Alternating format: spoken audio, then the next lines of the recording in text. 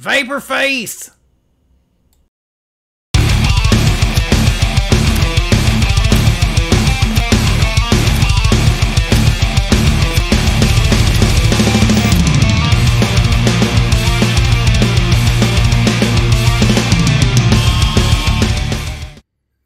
What's up, Vape fam? Sorteal here, and welcome to the Vaporworks lab. Now, to address the elephant in the room, yeah, I had a bunch of dental work done. Essentially, it boiled down to I have Crohn's disease, and about 3 different times in my life, it flared up in my mouth, which sounds terrible, right? It was. It was the most pain I've ever experienced in my entire life. If you don't know anything about Crohn's disease, it can pop up anywhere in your digestive system. So from your mouth to your ass and anywhere in between, it can pop up and cause all kinds of issues. Well, when it flared up in my mouth, it flared up in the roof of my mouth and along my gum lines. So it wreaked a bunch of havoc. If you didn't notice in my earlier videos, you rarely ever saw my top teeth, and it looked like my lip was kind of curling around them. At certain times, to me at least, it looked like I was an old guy who didn't have any top teeth, the way my lips kind of curled around my teeth so much. If I hadn't laughed or, big time smiled in some of those videos, you'd never know I had top teeth. So I kind of had to get a lot of work done, and I'd been putting it off, and then finally just had to go ahead and get it done. Because before it was difficult to talk and it was extremely difficult to eat. So I had to correct that situation, and now I'm a lot happier. I do apologize if it's weird to get used to. It's weird for me to get used to. Like, looking in the mirror is almost like looking at somebody different sometimes. But overall, I'm a lot happier, so there is that.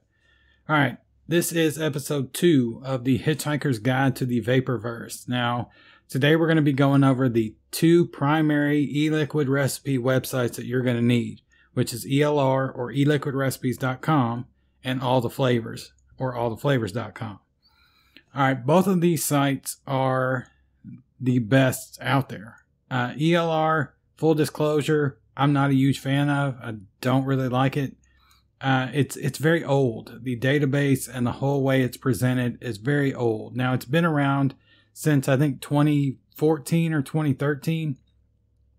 So it's been around for a while, but it doesn't seem like they've upgraded much. Also, their database for flavoring names, if you put in a name wrong, now all of a sudden that name is in the database no matter what. And so there are so many wrong names for flavorings in their database that for anyone new, it can make it a little difficult to name your flavor accurately. There is an admin by the handle of TZ that will post a comment on your recipe saying, hey, this flavor is named wrong. Here's what it should be. And here's a link to a forum post that basically goes over how you correctly name each of your flavorings.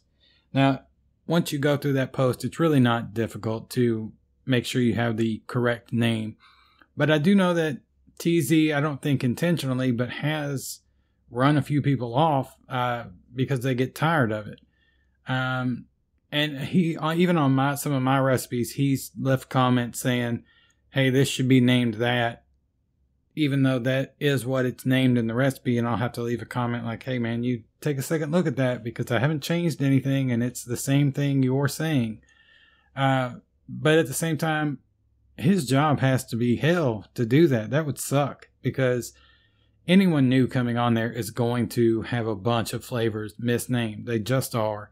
And anyone in a hurry is probably going to have a few. So I'm sure he's doing that all damn day long. That has to get annoying on his end. So I really kind of cut TZ a bunch of slack. I don't mind it at all. But now some people have said that he gives out 1-star ratings whenever he corrects you on a flavor. He's never done that to me, and he's corrected me at least 4 or 5 different times. And he's never rated any of my recipes. So I think that's a bunch of bullshit and people just trying to get old TZ banned because they don't like him, which is stupid. But just so you know, if you do misname anything, he will let you know. But he also gives you a link to a forum post so you can learn not to do that. All right. Yeah, with that out of the way, also I wanted to go over the FDA and everything that's going on with the PMTA process. Essentially what's happening now is they're denying a bunch more. They denied 2.5 million from one company that filed on behalf of a ton of small independent companies. They did not have their environmental analysis that they needed, so that's why they denied all those. Then they denied another 55,000 that were flavored vape products that did not basically set the bar high enough to prove that it was a public health benefit versus being a attractant to youth and teens. Then they denied another 300,000. So everyone's kind of like, are they going to approve any flavored vape products? And my response is probably not. Tobacco, menthol, mint, and maybe spearmint, but that's probably going to be it. And I would think it's probably just going to be tobacco and menthol. They're going to bow down to pressure that's been put upon them. And really, the PMTA process was designed to make it to where only the big tobacco companies could make it through. Only the big tobacco companies would have enough money, enough pull with the FDA to be able to afford and understand the process. And that's kind of how they wanted it. They wanted to shrink the tobacco industry down to a handful of companies that had the most money, and that was it. Now they're trying to do the same thing with vaping. So you're going to see most of the companies that get PMTA approved are owned by big tobacco. Any that are not will be the bigger companies within the vape industry, like Smoke, maybe Vaporesso, Vupu, Vandy Vape, any of those. Now, as far as liquids go, I don't think you're going to see any flavored vape products make it through the process. If they do, it's going to be very basic fruit combinations, and that's it, more than likely. But I wouldn't even bank on that. I would only bank on tobacco and menthol being approved, and that's it. Maybe not even menthol, maybe just tobacco. Now, the industry as a whole has a workaround to this, and that is tobacco-free nicotine, which means they got their nicotine from a plant like tomato or eggplant or potato, any of the normal produce products that also have small amounts of nicotine in them that most people don't even know is there. There is a bunch of companies that are extracting the nicotine from these non-tobacco products and then selling that nicotine to vape juice companies or lozenge companies, anything that uses nicotine but wants to steer clear of the tobacco industry. Now, the Tobacco Control Act is very specific about nicotine being derived from tobacco, and they sort of had to be because they would have had the farming industry all of a sudden lumped into the Tobacco Control Act. And they couldn't have that, so they had to be very specific. Well, with this, it's coming back to bite them in the ass with vaping, but they never could have foreseen vaping coming back then. So basically what's going on there is these companies are using it as a workaround. Now, Puff Bar has already done this. That's how they got back into the market, was they just started using, tobacco-free nicotine, and there wasn't really anything the FDA could do.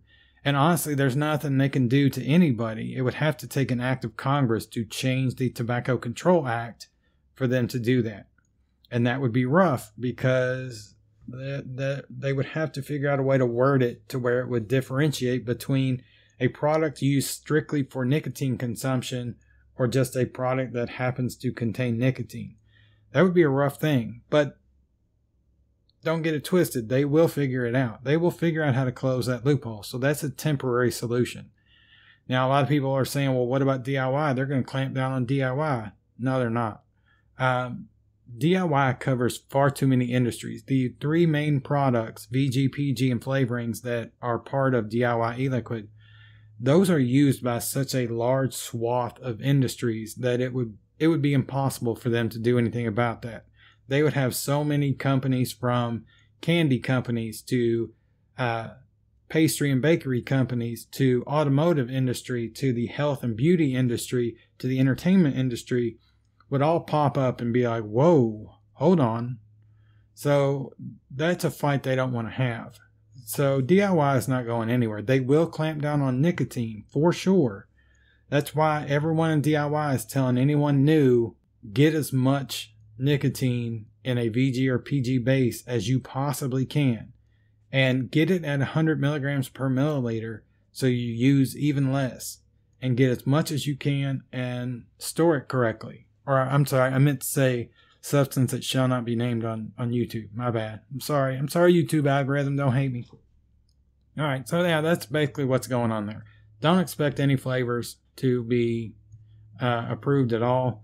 But DIY is safe as long as you can, procure enough of substance that shall not be named on YouTube.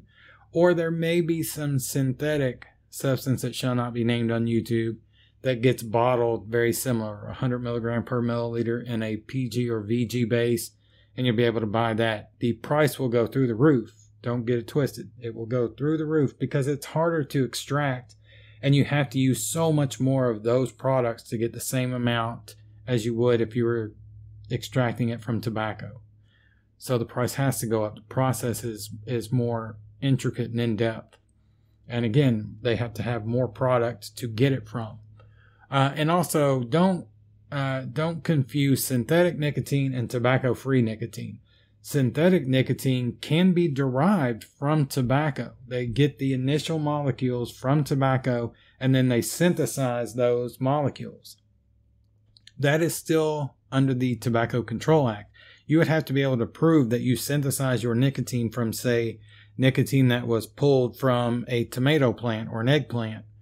And that's a little bit harder to prove.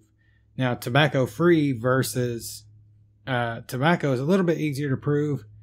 Synthetic nicotine in general is easier to prove because it does not have a lot of those kind of components that you can't get rid of completely from tobacco. But that's also how you prove tobacco-free nicotine. So all this is sort of up in the air, but you're going to see most e-liquid companies move to tobacco-free nicotine because it is 100% the thing that the Tobacco Control Act does not cover, and for good reason. So I don't think synthetic nicotine is the answer because it can be essentially derived from tobacco, which puts it in the Tobacco Control Act. And this has become such an issue that this Hitchhiker's Guide to the Vaporverse is pretty much from here on out going to be all DIY e-liquid, and there's not going to be an end to this series in sight. So it's all going to be that, and I will come up with a different series all for coil making. But yeah, today we're going to go over these two websites, eliquidrecipes.com and alltheflavors.com. So let's go over here and we'll take a look at both of these, and I'll basically show you how they're laid out and how you go about navigating them, posting your own recipes, how you make your own e-liquid from these recipes. So yeah, let's go over here and check this out. Alright, this is the main page of eliquidrecipes.com. Now, if you're going to try and get to this site, just know there is a dash between E and liquid and a dash between liquid and recipes before the .com, and you'll get here just fine. Alright, they list everything out in order of the soonest date that it was posted. So, the top ones are all going to be posted today and then yesterday and then so on and so forth down the road. You can hit this time right here and it will flip-flop it to some of the first ones that were posted back in 2014. Now, when you're going through these, you're going to see a lot of, actually, you're going to see very few rated recipes, but these are the ones you want to look for. The thing is, if you see a 5-star rated recipe and it's only rated by one person, be leery. Click on it, like this one right here, the Dobro Yellow by Rory77. There's no comment. Whenever you rate something on ELR, it requires you put a comment in, unless you are the recipe creator. So this Rory77 has rated his own recipe at 5 stars. So you can't really trust that because, of course, you would rate your own 5 stars. So you got to be a little careful.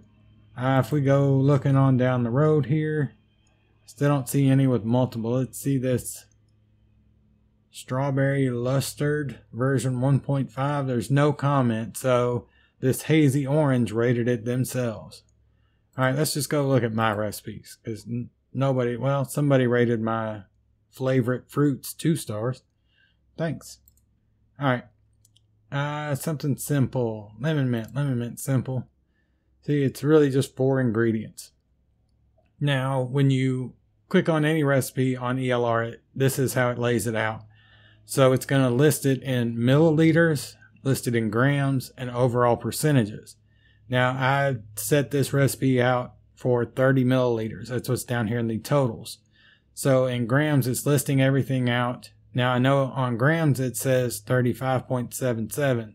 That's because the gravity of things like VG and some flavorings is actually higher than milliliters. So if you know anything about grams and milliliters, you know if gravity is not an issue, grams and milliliters are almost identical. But if it's any kind of density to it, like VG is very thick, so it's higher in grams weight-wise than it is in milliliters, which is volume. So that's kind of why you see people wanting to use milliliters to get super accurate, or some people that just claim that you can only be super accurate if you use scales that weigh out in grams. All right, but anyway, so with this, it uses a 100 milligram per milliliter VG-based nicotine solution. If that's not what you have, or you don't want 3 milligram e-liquid, on ELR, you essentially have to go up to this wrench, click on it, and then you can either adjust the total flavoring percentages, which all it does, like this right here, uses 4.5%. If you wanted to change that to 15% of that's just your flavorings, then you could do that, but it's still going to divide up the flavorings to where their distribution from each other is the same as it is in this 4.5% version. So if you want to change something like the nicotine, you need to go to adapt this. Then you can change anything. The amount to make, if you want that to be 100 milliliters, the desired nicotine strength, it always starts it out at 6, even if the recipe says something else. Let's say you want that to be 1.5. There you go. It already has it set to 70-30 for VG-PG ratio. It has the nicotine strength at 100 milligrams per milliliter. This has the nicotine in a PG base, which is wrong. So we will change that to that right there. Now it is all VG-based nicotine. Then you can change the flavorings however you want, to whatever percentage you want. And then you just go down here and it lists it out for whatever you change. Like, see, the nicotine is now a 1.5 milligram e-liquid. And the total milliliters that we're mixing up is 100. All right, so now that we've changed it around to whatever it is you want, how do I go about mixing it up? Well, I'll get my scale out, my 100 milliliter bottle, and then I'll start with the flavors. So Italian Lemon Sicily by Capella, it needs 1 gram. So I'll weigh it out until it hits 1 gram. Then I'll hit that tare button to zero everything out, still not taking the bottle off the scale or anything like that. Then I'll move on to the FE Lemon, put that at 2 grams. So drop it in until it hits 2 grams on the scale, hit my tare button, then move on to Jungle Flavor Spearmint, which is 1.25 grams. So I'll put it in until it hits 1.25 grams on the scale, hit my tare button, move on to Super Sweet. Then once I've gone through all my flavors, all right, at that point I would put my nicotine in and then my PG in. So this is 25.42 in PG, this right here. I would put all that in. So all my flavorings, my nicotine, and then my PG. And then essentially what I'll do is I'll take the bottle and I'll swirl it around like that. Don't shake it. You don't have to do that. Just swirl it a little bit. Put it back on the scale and then put your VG in. So this one, 86.38. Put all your VG in, put your top on, and then shake it like it owes you money. If it has a steep time, this one does not. But if it has a steep time of, say, 5 days, so once a day for those 5 days, go in there and shake that bottle like it owes you money. That is very important on anything that has a steep time to it. All right, and even if it's shake and vape, it's shake and vape. So shake the hell out of it before you start vaping it. All right, so if you make a user account, you go to Leave Page, You go over here. This has all your recipes listed. Up here it'll say create recipe. So you can click on that, and then you can put the recipe name, the amount you want your recipe to be making up to. I mean, really, I would say put it at 60 mostly. Then your desired nicotine strength, your VG/PG ratio, your nicotine strength. So if the nicotine that you've got is 100 milligrams per milliliter, that's what you put here is 100. Then if it's PG or VG based, so you would put 100 on whichever. Or if you happen to get 50/50, then you'd put 50 and 50. Then you add all your flavors. Now when you go to add a flavor, let's say we're adding FE lemon. So we put lemon space FE, and then it will, well, it tried to. It says lemon flavor express flavor jungle 803. The higher the number is there in green is the more accurate one, as long as it's close to what you're looking for. So that one right there is the one that I want. That's where people get it messed up, and that's where TZ is going to put a comment on your page saying, hey, you messed that up. Then essentially you just keep going, then you put some notes, and then you save it. It's always going to mark it as private. So if you want other people to be able to find it, uncheck that. You can set the bases as default if you want, but I never do. Alright, that's pretty much it for ELR. Like I said, it's very archaic in a way. It's just very old school. But it is a huge database. Anything you could think of, any kind of profile, you can find it on here. But let's move over to all the flavors. This is my personal favorite. I love the way it's laid out. Most of the big mixers out there, like the Mix and Vixen show that I told you about before, all their recipes are listed on here. Developed. This was a recent one, a butter cookie by Sad Boy. It was a blind remix trying to clone the Sad Boy butter cookie. Viva Vape, their stuff's always on here.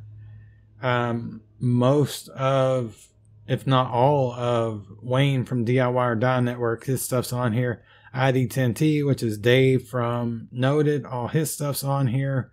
All my stuff's on here. Well, for the most part. So if we go look at whipped cheesecake, I've talked about that a ton of times. Here's how it lays it out. Very simple. It just lists all the flavors and the percentages. It doesn't list any of the other ingredients. Not yet. So that's all the percentages for all these flavorings for my whipped cheesecake. So from cheesecake graham crust to sweet cream to Vaporverse sweetness, the 3 whipped creams I use, and then the Yes Sweet cheesecake, and the percentages you need. Let's say you're ready to make this recipe. You simply go up here and you hit mix. Then it'll say Nic base. Do you want to use nicotine? Yes. The strength of milligram per milliliter, 100. That's what I have. What kind of VG/PG ratio do you want? 70/30 is the most popular. Then you go down here, the strength of the nicotine that you want. It knows me, so it knows I like 1.5. VG/PG percentage 70/30 again. Size that you're going to mix up, 60 sounds good. Then you go down here and it's your whole recipe in grams, milliliters, overall percentages. Now cost is your stash. So you can go through here and put every single flavor that you have in this all the flavors database. So for your account, it will have all your flavors, all your VG, all your PG, all your nicotine. You just have to type it all in. So then this cost over here will tell you essentially what out of your stash you're losing, or what you're going to have left after the fact, so to speak. So then you just click on whichever ones you don't want. If you want to X out any flavors, you can do that. But then after that, you hit create batch, and that will update your stash and all that. So yeah, it's a lot easier to do on all the flavors, and it's just laid out a lot better. Cloning recipes is a lot easier as well on here. You can look through the entire different types of flavors. So you can look through every flavor that Capella's released and kind of go over how many recipes have used it, and then the average percentage of which that flavor is used, which is really cool. because maybe you've got a flavor that you've never really seen anyone use in a recipe before, but you thought it would work good in something. You can go to all the flavors and look up that particular ingredient, like Capella's bacon. Who in the hell uses Capella's bacon flavor? Well, apparently one guy did at 17%. It had to be a joke thing, but yeah, somebody has, apparently. So yeah, you can look through all kinds of flavors on here and find out how many recipes use it and the average percentage of which all those recipes use said flavor at. I love that with all the flavors. I just like all the flavors better. But yeah, overall, guys, that's pretty much it. You can browse recipes. If you go to recipes, you can say create recipe and make your own. It also has a lot of little helpful guides throughout it to help you, like it has what can I make? And then in your stuff, it'll have your flavor stash. I don't have anything in here, but you can add flavors to it. So if you click on your top, that'll tell you all the top ones, and then you can go through and mark it as in your stash. So Capella Super Sweet, mark that.